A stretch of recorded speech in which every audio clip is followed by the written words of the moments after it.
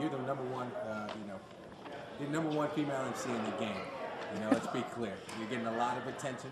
And how have you taken this ride? You worked really hard to get here. So. Yeah, I worked hard, but I feel like I got a lot of work to do.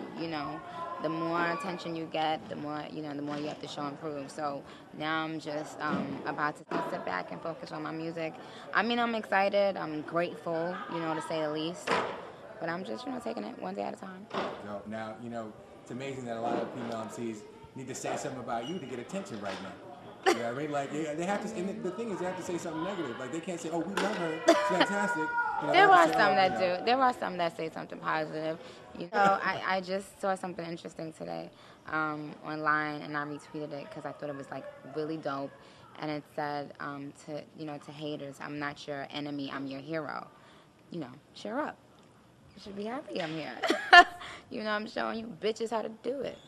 But I get more love than hate.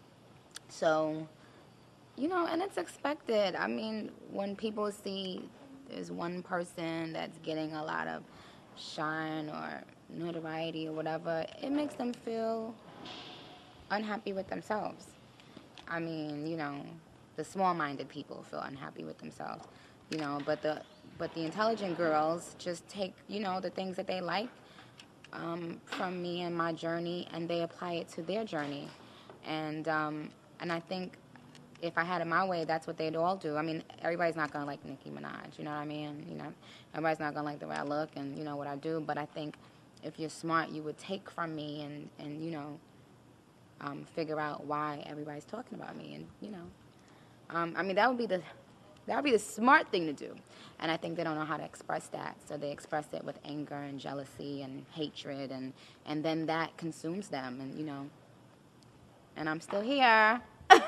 So. Now tell us about the album. Massive Attack. The video was unbelievable. The video was beautiful. I had a blast. My favorite part of that video was the monkey, the snake, the camel. I mean, yeah, it was just, to me, it was just all about just beauty and creativity and just color and fashion, and I had a blast.